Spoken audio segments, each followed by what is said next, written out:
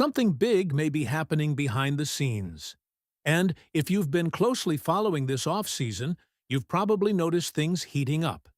Changes are happening all over the league, rumors are gaining momentum, and there are signs that upcoming decisions could have a major impact on the team's future. The front office has some tough choices ahead, and depending on how things unfold, the roster we see next season could be very different. Stick with me until the end, because the possibilities being discussed now could surprise many fans. If you like to stay up to date on everything happening with the team, don't forget to like this video and subscribe to the channel, so you don't miss any news. Let's go. Something unusual is happening with the San Francisco 49ers right now. And if you've been following the NFL moves this week, you must have felt the pressure mounting. Trades are happening all over the league. Front offices are repositioning themselves for free agency, which begins on Monday. And suddenly, the Niners are in the middle of several conversations that could significantly reshape the roster. And when you look closely at everything that's happening, there are two situations that could become big stories for San Francisco. Let's start with the trade market, because the NFL has already seen a wave of notable moves in recent days. Wide receiver DJ Moore was traded to the Buffalo Bills. Cornerback Trent McDuffie went to the Los Angeles Rams. Running back David Montgomery went to the Houston Texans. And offensive lineman Titus Howard was traded to the Cleveland Browns. These aren't small names. They're impact players changing teams just before the official opening of free agency.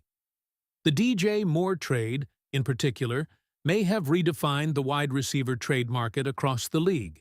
According to the report, the Chicago Bears received a second-round pick in the 2026 draft for Moore, in addition to sending a fifth-round pick in 2026 to the Buffalo Bills as part of the deal. That value matters, especially when comparing the league's wide receivers. Because if Moore is worth a second-round pick, then elite players at the position can command significantly more in a trade. And that brings us to a name that has been loosely associated with NFL trade discussions: A.J. Brown. The logic is simple.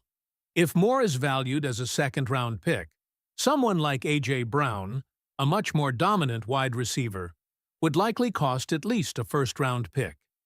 And that's the kind of ripple effect in the market that teams like the San Francisco 49ers need to consider when evaluating their rosters and potential trade scenarios. But wide receivers aren't the only story at the moment. There's another name looming over the entire league like a domino about to fall: Maxx Crosby. Reports indicate that NFL teams are beginning to believe the Las Vegas Raiders may be more open than expected to trading Crosby. And if that happens, the competition could intensify quickly. There were already rumors that the Dallas Cowboys believed they were close to signing him before other teams supposedly increased their offers. Some teams may even be willing to send 2 first-round picks to acquire the defensive line star. Now imagine this scenario from the perspective of the San Francisco 49ers. Crosby is exactly the type of player every defense wants: a specialist against the run and relentless in quarterback pressure. Pairing him with Nick Bosa would create one of the most dangerous defensive lines in American football.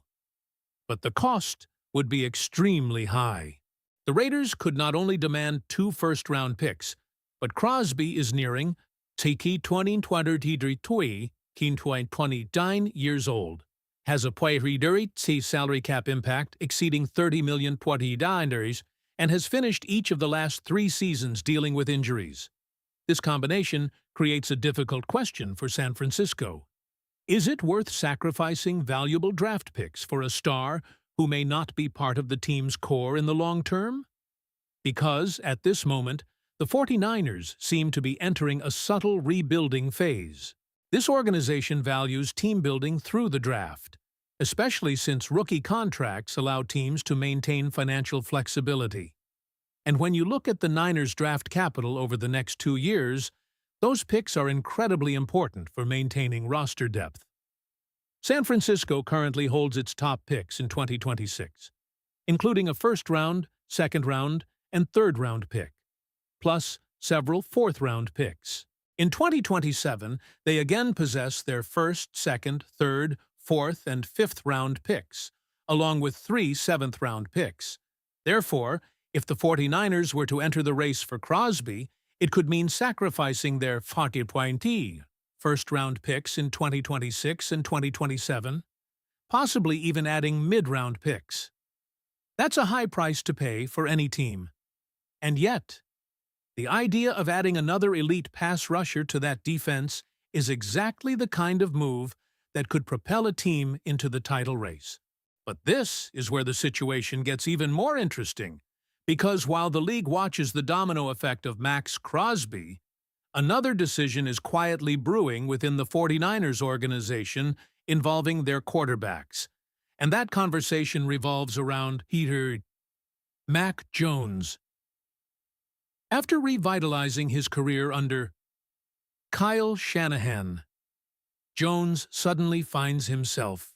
Or should San Francisco protect its draft picks and invest in younger players? Leave your answer in the comments right now, because in the next part, we'll analyze Mac Jones's situation, including a surprising trade scenario that could bring a great defensive weapon to San Francisco. Mac Jones's situation within the San Francisco 49ers organization could be one of the most fascinating stories of the upcoming offseason because, depending on how management views his value, he could either remain a key player or become a trade asset capable of bringing a significant return to San Francisco. And when you analyze what happened last season, it's easy to understand why teams across the league might start making inquiries. Jones took on a difficult situation and quietly rebuilt his reputation under Kyle Shanahan's leadership. The circumstances surrounding him were far from ideal. The 49ers struggled to establish a consistent running game, which increased the pressure on the passing game. Several key offensive players came and went due to injuries, forcing Jones to operate with a constantly changing supporting cast. George Kittle was sidelined for a time. Jawan Jennings battled injuries. Ricky Pearsall was injured after Week 4. Brandon Ayuk disappeared from the offense at times. And at times, Kendrick Bourne ended up being Jones's primary passing option. Despite all this instability, Jones still had a surprisingly efficient season when called upon. In 8 games as a starter, he completed nearly 70% of his passes, threw for 2,100 yards, recorded 13 touchdowns with only 6 interceptions, and finished with a quarterback rating of 97.4 CTIST. These numbers are impressive considering the offensive limitations around him. But the numbers alone don't tell the whole story. Jones also shone in crucial moments. He led a big road win against the Los Angeles Rams, throwing for over 300 yards in that game. Later in the season, he orchestrated a game-winning drive against the Arizona Cardinals, demonstrating composure and mastery of Shanahan's offense when the pressure was on. What stood out most during this period was his timing and rhythm in the passing game. Even when the running game wasn't working and the protection wasn't perfect, Jones consistently threw the ball quickly and accurately. For a quarterback playing in Shanahan's system, these characteristics are incredibly valuable. And that's exactly why, according to reports, the 49ers are setting an extremely high starting price. Should another team contact them interested in him? According to the report, San Francisco would likely keep Mac Jones unless a team offered a first-round pick. Now, realistically, this price is part of the negotiation strategy. Starting by demanding a first-round pick raises the market value, even if the organization hopes for something closer to a second-round pick plus a third-round pick in a potential deal. teams desperate for a quarterback might still consider this price reasonable, especially if they believe Jones can become a long-term starter. And this is where a very interesting hypothetical trade scenario emerges. A team that could make sense in a conversation for Mac Jones is the Minnesota Vikings. The Minnesota Vikings are currently facing serious financial and roster challenges. At one point, the team was nearly $50 million over the salary cap, forcing the organization to consider difficult roster decisions. At the same time, the Vikings are still seeking stability at the quarterback position. There is uncertainty surrounding J.J. McCarthy, and reports suggest the team may even explore other options for the position. The loss of Sam Darnold has only intensified the need for a reliable and affordable quarterback. That's exactly where Mac Jones could become attractive. He is affordable, experienced, and coming off a season where he proved capable of functioning effectively in a structured offensive system. For a team looking for a potential starter without compromising too much salary cap space, Jones could be one of the most interesting options available. Now, shift the perspective to the San Francisco 49ers. What do the 49ers desperately need right now? Pressure on the opposing quarterback. Last season, San Francisco finished last in the NFL in sacks. A shocking statistic for a defense historically built around a dominant defensive line. And that's where another name enters the conversation. Jonathan Greenard. Reportedly, Greenard has been placed on the trade list by the Minnesota Vikings, who are trying to manage his salary cap situation. Over the next 2 years, his contract averages $19 million per season, which is significantly less than many elite pass rushers who currently earn between $30 and $40 million annually.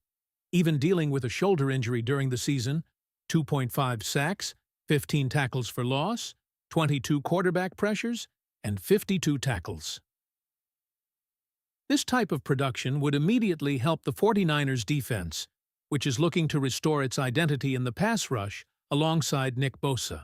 There's also another subtle layer to this potential connection. Former Minnesota general manager Kwesi Adofo-Mensah, who originally negotiated for Greenard, now has connections within the 49ers front office.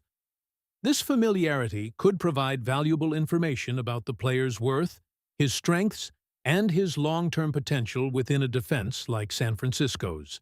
Imagine the structure of a deal like this.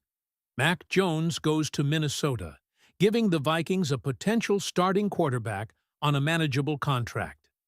Jonathan Greenard arrives in San Francisco, immediately strengthening a defensive line that has struggled to generate sacks.